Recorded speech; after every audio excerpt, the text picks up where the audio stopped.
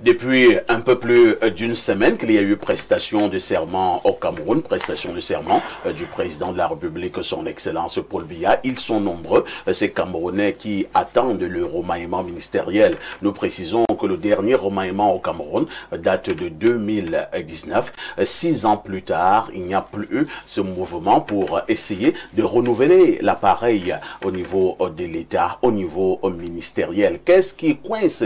Y a-t-il un problème? Le président de la République a-t-il véritablement encore toutes les cartes pour pouvoir remanier? C'est notre préoccupation principale concernant le dernier sujet inscrit à l'ordre du jour ce jour sur libre expression. Et je passe la parole au professeur Edmond Biloa. Professeur Edmond Biloa, pourquoi le président ne remanie plus? Bon, on ne peut pas dire que le président ne remanie plus. Parce que ce n'est pas parce qu'il n'y a pas eu remaniement depuis 2019 que vous pouvez penser qu'il ne va plus remanier. En toute probabilité, tout le monde s'attend à ce qu'il remanie. Hein? Mais qu'est-ce qui coince? Moi, je ne sais pas. Je n'ai jamais été à ce niveau de responsabilité. On peut supputer. Un remaniement, ça se prépare.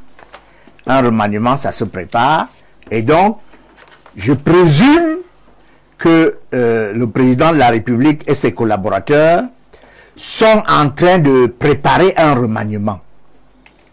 C'est ce que je présume. Et je présume aussi qu'il y aura un remaniement.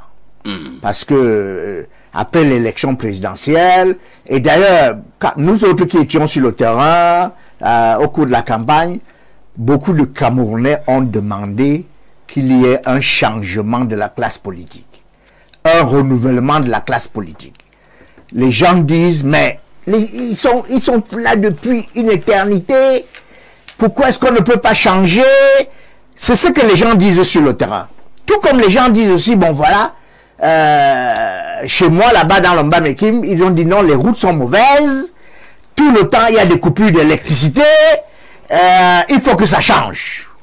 Donc, je présume que le renouvellement de la classe politique doit être une préoccupation du président.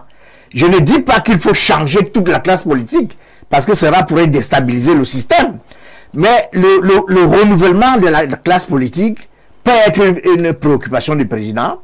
Le remaniement peut être une préoccupation du président. La direction que le pays doit prendre après cette élection présidentielle peut également être une préoccupation du président.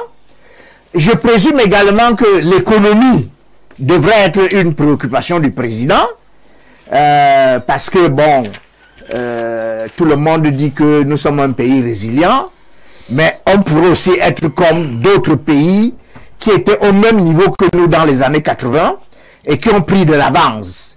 Par conséquent, il faut penser à l'économie, il faut penser à industrialiser l'économie pour que nous puissions exporter plus que nous n'importons. Par conséquent, il faut penser à équilibrer la balance commerciale, n'est-ce pas? Il faut, c'est le GECAM qui a dit qu'il faut penser à assainir l'environnement économique. Très bien. C'est ce que le GECAM a dit. Et c'est ce que je reprends ici. C'est-à-dire que le Cameroun doit devenir, il est déjà en parole, mais il doit être en pratique un état de droit. Pour que nous n'attirions pas des investisseurs véreux. On doit attirer des investisseurs qui savent que s'il y a un conflit entre eux et certaines parties au Cameroun, les lois du Cameroun vont trancher en faveur de la partie qui a raison. Voilà ce que je pense. Merci, professeur Edmond Biloa. Sous les Onoyolo, on avait suivi la plume de l'ancien ministre secrétaire général à la présidence de la République, Marafa Amilou Yaya, désormais prisonnier au Cameroun depuis de longues années. Il nous relatait une conversation entre le président et lui, après un remaniement ministériel qui avait été mis sur pied. Le président lui demandait quel était le sentiment que les Camerounais avaient. le ministre Marafa a dit au président que beaucoup de Camerounais ne sont pas contents de certains ministres qui sont entrés au gouvernement. Et il avait cité certains noms, hein, notamment le ministre Issa Kiroma Bakari. Et la réponse du président était claire. Il a dit à Marafa que non, ces ministres-là, il y a tout au plus 5 vrais ministres. Les autres personnes sont des fonctionnaires à qui il a donné un titre. Lorsque vous avez un certain nombre de faits, des ministres sont morts en fonction, le président n'a pas remplacé, et il y a d'autres qui ont démissionné, le président n'a pas remplacé. Est-ce que c'est Marafa, n'avez-vous pas que Marafa nous a dit la vérité, que le président a maximum 5 ministres, les autres, c'est pour le décor? Vous voyez que je fais une grosse respiration, parce que ce qu'a dit Marafa, je ne l'ai pas rencontré, mais il faut quand même dire qu'on voit. À l'époque, le président avait encore toutes les clés. Parce que quand vous regardez en 2004, le remaniement intervient, je crois, le 8 ou le 9 décembre. En 2011, le gouvernement intervient, je crois, le 8 décembre. Le gouvernement, je ne sais plus si c'était Mafani ou qui. Maintenant, quand on arrive en 2018, le gouvernement va chercher le 4 janvier. Ça veut dire que le président se donne encore beaucoup plus de temps. Cette fois-ci, on ne sait pas si ça sera après les élections législatives ou municipales. Mais une chose est sûre, c'est que le problème du Cameroun aujourd'hui, c'est l'inamovibilité du président de la République. Et le danger de cette inamovibilité fait qu'il y a une mauvaise circulation de compétences, il y a une compétition malsaine. Du coup, vous avez là des gens qui veulent entrer parce qu'ils ont mouillé le maillot. Hein, des gens qui pensent qu'ils ont le titre foncier dans certains ministères parce qu'ils y sont toujours. Du coup, ça devient difficile pour le président. Et l'autre chose qu'il faut expliquer, c'est que le président ne connaît plus son personnel politique. Ah bon? Non, il ne connaît plus ses ressources humaines. C'est normal, hein? Ce n'est pas une norme. Non, j'ai dit le président aujourd'hui ne peut plus donner un nom à tous les visages qu'il nomme. C'est tout à fait normal. Vous appuyez sur quoi? Ok, je croyais que je faisais l'analyse. Vous m'avez posé une question, j'essaie de répondre avec beaucoup de froideur. Vous avez vu comment, à un moment donné, donc il est fort possible que le président rencontre un de ses ministres et qu'il ne le reconnaisse pas, c'est ce que vous voulez dire? Ça peut arriver. Ça peut arriver. Hein? Quand même, nous tous on a vu comment il a repris. Vous voulez que je me lève maintenant, alors que la personne qui lui demandait de se lever était pas plus loin que Elibi et moi. Donc il peut arriver, c'est tout à fait normal. D'accord? Maintenant, ce qui est difficile, c'est que les collaborateurs du chef de l'État, pour la majorité, ne sont pas sérieux. Ça veut dire que si demain, après-demain, le président leur demande, leur pose le problème du casting, les gars vont vouloir écraser les autres.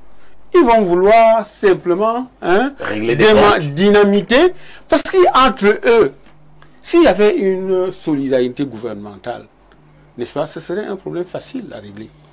Mais vous avez des gens, des clans, qui sont dans l'autodestruction et l'autoflagellation, qui pensent qu'à l'heure actuelle, je suis sûr que le président de la République doit avoir déjà un brouillon ou deux, et qu'à côté on a déchiré. Comment parce ça? Que, mais c'est possible. Attendez, est-ce qu'on n'est pas excessif là-dessus? Comment le président peut avoir son gouvernement et quelqu'un le déchire? Non, qui va prendre cette responsabilité? Je suis en train de dire que le confinement prolongé dans lequel on a mis le président, le fait qu'on l'a isolé de beaucoup de ses plus proches collaborateurs, le fait que des gens de sa génération, pour la majorité, ne sont plus debout, fait en sorte qu'il est possible qu'on lui fasse vivre ce qu'on a fait à Bourguiba. Vous connaissez quand même comment est-ce que Ben Ali a pris le pouvoir en mettant Bourguiba dans un asile. Mais tout au moins, moi je voudrais bien, M. Pavia ici, et c'est là où je suis positif, je voudrais bien prendre le président au mot. Il a dit son septennat, c'est la jeunesse. Et les femmes. Et les femmes. Nous attendons. le prochain gouvernement. Et qu'on voie. Et puis même avant le gouvernement, moi je voudrais bien voir le président venir, n'est-ce pas, d'ici 2 semaines avec les élections, je crois 1 semaine avec les élections régionales. C'est-à-dire qu'on aimerait, hein, à travers ces élections régionales, voir comment les différents exécutifs peuvent laisser la place aux femmes et aux jeunes. Merci. Professeur Mathias Eric Onangini, le président nous a dit hein, à l'Assemblée nationale lors de sa prestation de serment qu'il a compris le message des Camerounais après cette élection. Alors, avez-vous quand même l'impression que le président ait compris? Ça fait un peu plus d'1 semaine, aucun acte fort posé. Est-ce que nous ne sommes pas encore en train de retomber dans la même gouvernance, dans le même management, tout est calme, c'est beau, le pays est debout, ainsi de suite, vous pouvez pleurnicher, mais ça va. Est-ce que le président a vraiment compris? Plus d'1 semaine, est-ce qu'on ne peut pas déjà poser un acte pour démontrer à son peuple qu'on a compris? Monsieur Haïssi, parlons avec les faits. En 1992, lorsque le président Biya est élu, le gouvernement arrive en fin novembre, 27 novembre 1992. En 1997, le gouvernement arrive en décembre 1997.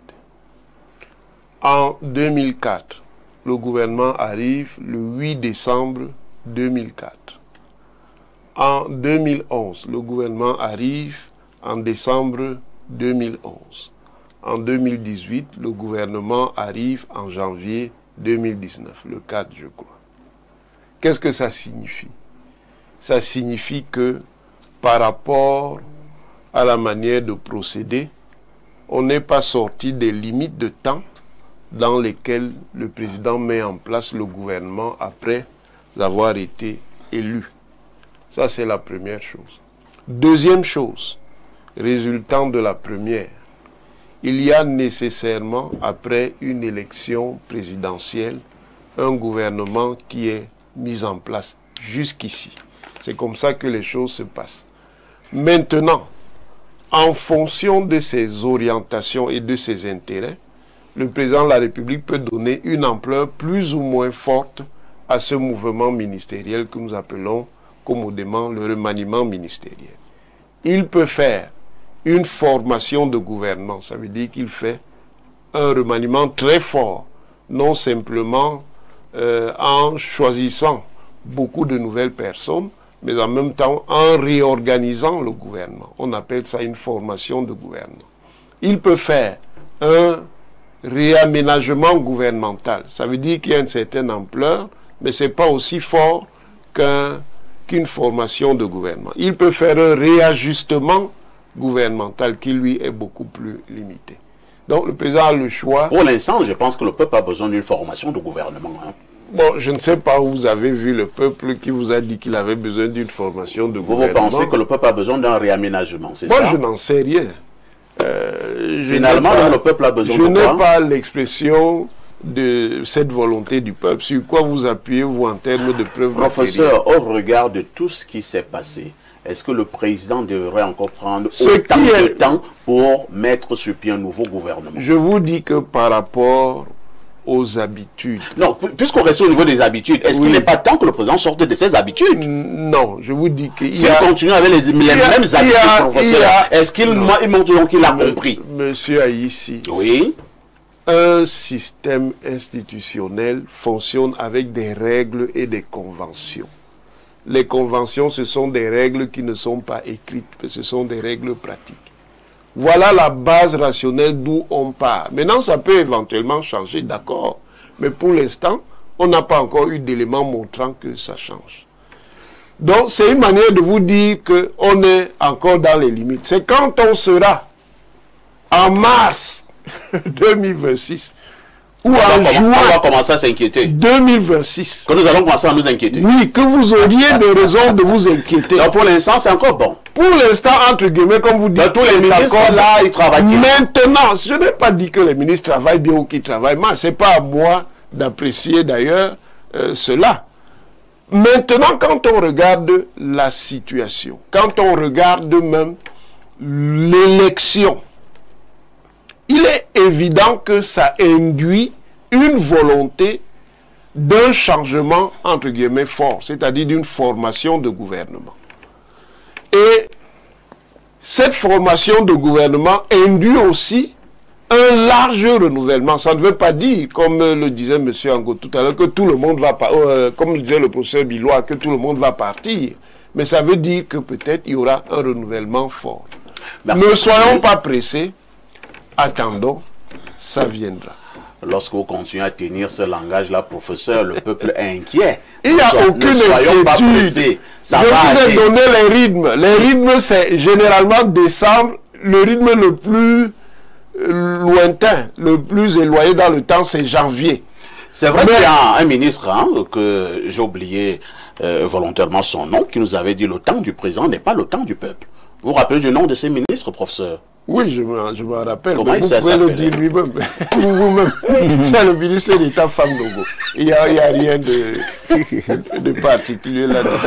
Abel et Limbi Lobé, y a-t-il nécessité d'une formation de gouvernement en ce moment au Cameroun?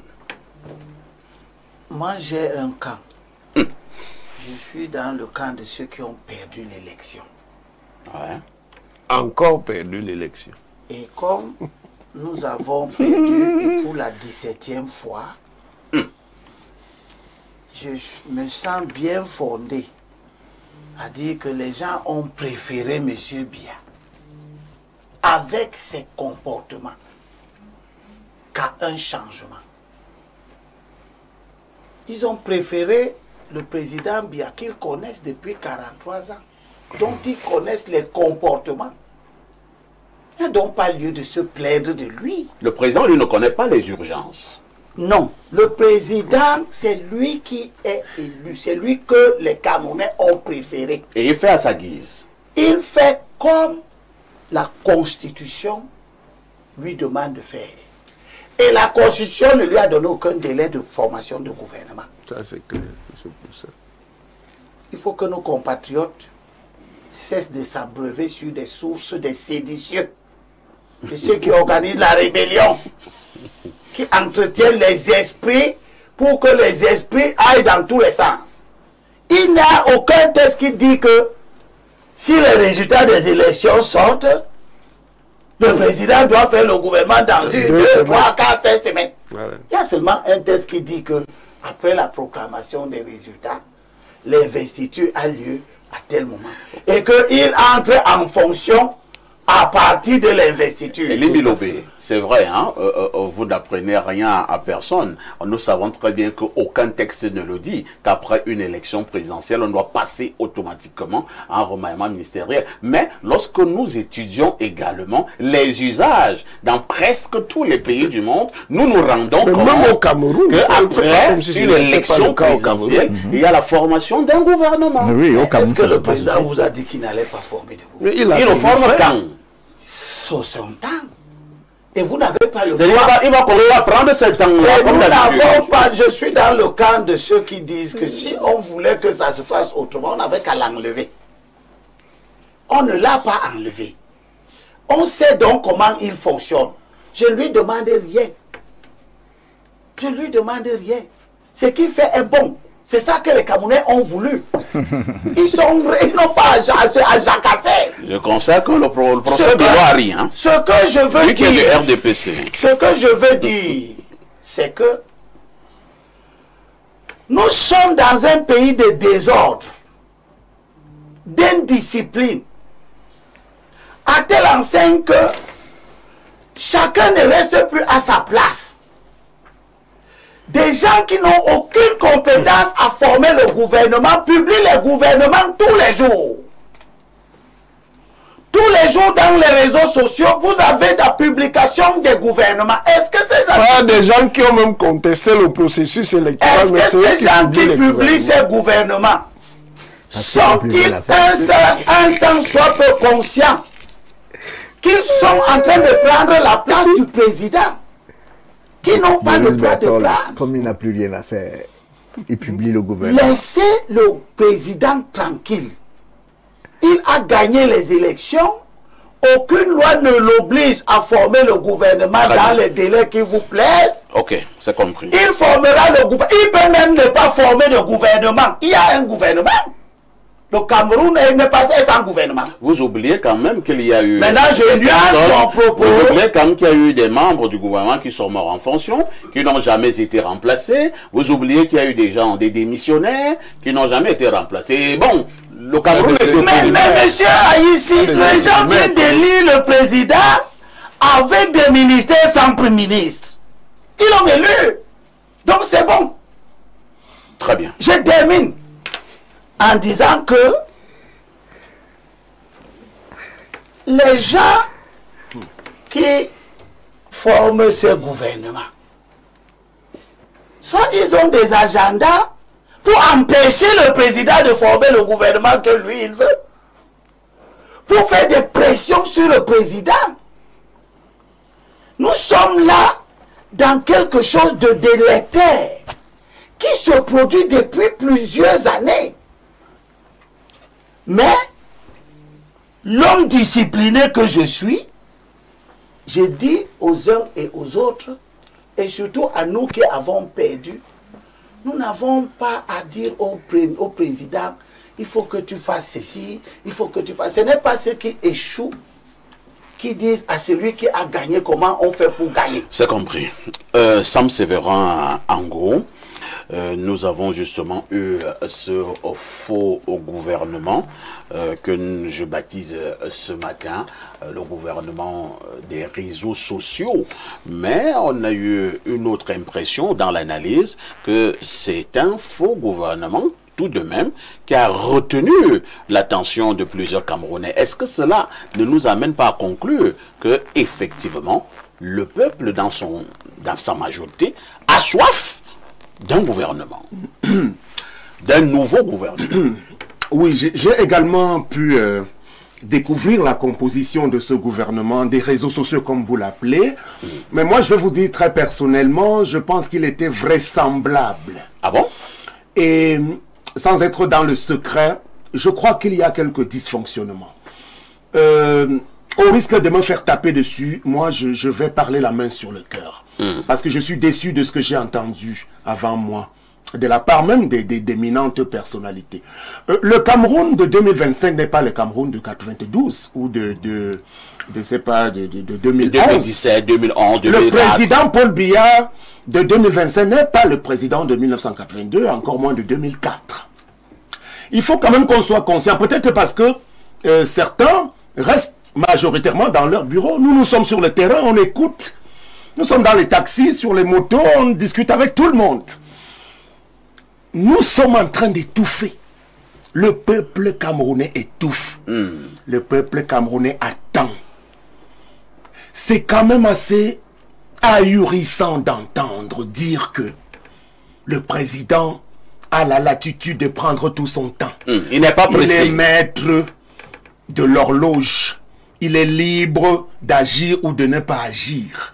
Il est libre de le faire maintenant ou en fin avril 2000. Puisque la Constitution ne le dit pas.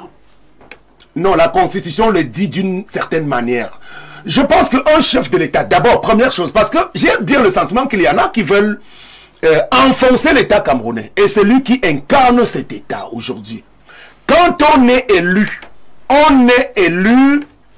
sur la base d'un ensemble de propositions. Vous avez sollicité les suffrages des Camerounais.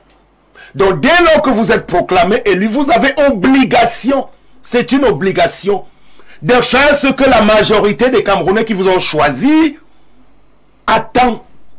C'est ça la norme, c'est ça le principe, monsieur Elimbi Lobé. Et un président de la République gouverne à travers le gouvernement, si je dois me répéter. C'est à travers la formation d'une équipe gouvernementale. À travers la FIFA. c'est à travers la formation d'une équipe gouvernementale. Vous voyez, il est en train de rigoler. Je ris quand je vois les politiques qui se mettent en place. Qui veut dire vous essayez de faire du mauvais jeu. Élie Lobin, vous êtes dangereux. Vous faites du cas. On n'est pas au quartier. Vous comprenez? C'est justement on est en train de parler de choses. Alors, tu dis à celui qui est élu pour la 8e fois, comment il doit faire? Toi, tu as déjà vous avez un comportement de voyou, monsieur Libi Lobin. Oui, c'est possible. Vous intervenez dans la parole de quelqu'un. Je respecte vous me laissez parler. Je ne lui donne aucune intention.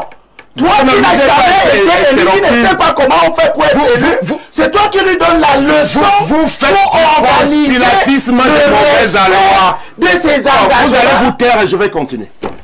Je peux continuer? Mais monsieur Ango, est-ce que je peux continuer? Je dois d'abord vous devez vous taire. Je dois vous rappeler. Est-ce que vous avez la parole? Oui, je n'avais pas la parole. Parce que vous n'avez pas le droit à celle que je vous réponds. Vous connaissez les droits maintenant. S'il vous plaît. Vous connaissez maintenant les droits. Nous nous calmons. La personne vous l'organisateur, vous n'avez pas la parole. Vous n'avez pas la parole. Limbi Lobé. En reprend la parole. Je suis donc en train de dire que je suis Sam Séverin Ango, militant de base. Vous n'êtes même pas du RDPC. Oui. Président du cercle de soutien à Paul Biya. Oh là là, vous voyez, vous faites du désordre. Vous atterrissez au RDPC. Et maintenant, c'est vous qui voulez dire aux gens que le RDPC. Vous êtes un voyou, monsieur. Quand nous voyons comment le RDPC se comporte, vous ne méritez pas de parler à la télé. Vous voulez me dire comment le RDPC se comporte? Alors, nous repartons devant la vous voyez, il a atteint son objectif. Je dois terminer ma parole, monsieur Parfait, ici. Vous ne pouvez pas le laisser maintenant. Qui vous écoute dans le RDPC? Je suis en train de vous ne pas le débat. Ce n'est pas le débat. Vous êtes trop petit. Vous êtes petit. Ce n'est pas ça le débat. Mais c'est ça le débat. Le débat, c'est qui parle au nom. Celui qui veut nous dire ce que le président doit faire, c'est quelqu'un qui était son adversaire hier, qui s'est reconverti n'importe quoi. Et qui justement n'a jamais... Vous voyez, regardez-vous, monsieur. Mais monsieur, je vous donne... Regardez-vous. On s'étonne même de aspirations du les connaissez-vous? Ça, c'est le bar. Nous calmons. Sam Séverin reprend la parole et il chute. Voilà. Je vais chuter donc en disant ceci. Les Camerounais, dans leur immense majorité qui ont choisi de voter le candidat Paul Biya, attendent qu'il nous propose une nouvelle équipe de dirigeants. Nous sommes nombreux parce qu'il y a beaucoup de problèmes en suspens. Pour ne prendre que le cas du corps de la magistrature, monsieur Parfait, ici, vous avez près de la moitié de ce corps-là aujourd'hui à des dossiers disciplinaires. Il faut que le Conseil supérieur de la magistrature se tienne dans les délais véritablement assez urgents aujourd'hui. Nous avons des problèmes dans ma région au sud, par exemple. Il y a un gros souci là-bas concernant la route Ebolova comme de Kribi. Le ministre des Travaux publics en poste, M. Nganou Djoumessi Emmanuel, on ne sait pas où il en est avec ce projet. Il y a un ensemble de choses. Les enseignants sont en difficulté dans toutes les catégories aujourd'hui. Vous comprenez? On peut prendre même le domaine du sport tout à l'heure qui nous a retenus dans la première partie. Il faut une nouvelle équipe qui nous permet de savoir où va aller le sport camerounais. Il faut qu'on sache qui est le nouveau dirigeant gouvernemental concernant le sport camerounais. Il faut qu'on sache qui est le nouveau ministre de la Culture, de la Communication dans le domaine qui vous concerne. Il y a beaucoup de problèmes au niveau de la communication. Donc nous attendons qu'on n'attende plus le mois de janvier 2026. Et je crois que le président lui-même, il l'a promis. Il l'a promis et il est en capacité de le faire. Donc j'interpelle encore ceux qui sont autour de lui, qu'il l'aide à former la bonne équipe. Très bien. Véritablement aujourd'hui, en intégrant les jeunes, les femmes et ceux qui sont compétents prioritairement. Nous allons lire quelques contributions des téléspectateurs. Bonjour, chers voisins. Connaissant le chef de l'État, le remaniement interviendra, mais il ne faut pas s'attendre à quelque chose de nouveau, car ce dernier est fidèle à lui-même et à ses compagnons de route. Il a dit que sa priorité sera les femmes et les jeunes. Mais sachant qu'on est jeune, au Cameroun jusqu'à 77 ans, on se pose des questions. C'est Saïd Edi Caprio depuis Garoua. Un autre message.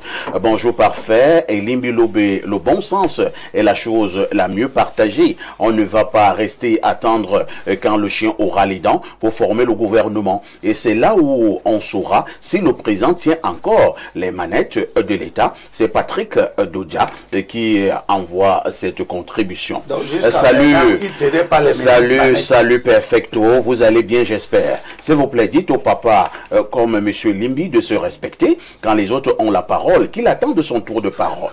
Voilà les gens qui veulent la démocratie. Un autre message ce matin. Bonjour monsieur Aïssi et à tout votre panel. Comme monsieur Limbi Lobé nous permet d'écouter l'émission au calme, il me fait penser de plus en plus à N'Djamène.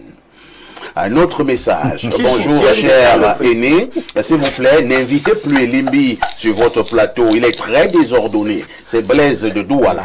Et Limbi Lobé, vous avez apparemment un carton rouge des téléspectateurs. Un autre message. Bonjour perfecto et à tout votre plateau. Question. À la CRTV, on a dit que le PM devait déposer sa démission à la veille de la prestation de serment du président. Si c'est le cas, depuis la prestation de serment, à quand le prochain gouvernement? Merci de votre réponse. Je n'en sais rien. Alors prenons cette dernière contribution de téléspectateurs. Bonjour monsieur parfait ici, bonjour à tous vos invités. Je demande au grand professeur Ouenangini que nous aimons et respectons beaucoup où est passé son franc-parler d'avant le décès de son ami Atebeyene. C'est Thierry Nkodo à Yaoundé. Non mais là c'est quoi? C'est le faux parler. Nous sommes à côté le franc parler, c'est dit ce qu'il veut l'entendre. Nous sommes à côté de cette émission. Nous allons dire merci au professeur Ouenangini, qui est notre invité permanent. Merci à l'autre professeur Edmond Bilois, qui est membre du RDPC. Merci à Sam Séverin Ango, qui était également avec nous ce matin. Merci à Ibel et Limbi Lobé. Merci à Soulé Honoriolo. Oui, s'il te plaît. Tu ne m'as jamais rien reçu. Vraiment, moi j'ai bouclé, hein. Oui, en fait, je voudrais envoyer une grimace à un collègue handicapé. Il s'appelle Raymond Martin Mekamba, qu'on appelle DP d'État. Le DP d'État. Moi, je le vois. Je te rappelle, je suis à la télé. Se bagarrer. Je le vois, vraiment, malgré toutes les frustrations qu'il rencontre dans le RDPC. D'ailleurs, il a réussi à être conseiller régional, n'est-ce pas, dans le sud. Il se relance là pour, n'est-ce pas, pour le 30 novembre. Il dit, on doit quand même aussi sauver les handicapés. Moi, je ne suis pas dans le RDPC. Merci. Mais pour éviter d'être séditieux, comme quelqu'un dit, mais je le soutiens afin que demain ou après-demain, il soit utile, n'est-ce pas, dans le conseil régional. On a déjà donné suffisamment de temps pour parler de lui. Non, je ne m'en pas de le dire. J'ai dit, la rediffusion de ce programme, la première, c'est ce soir à partir de 21h. La deuxième rediffusion interviendra demain à partir de 13h. Nous disons merci à toutes nos équipes techniques, mais également rédactionnelles pour cette autre grosse production. Avec tout ceci, que faites-vous encore ailleurs?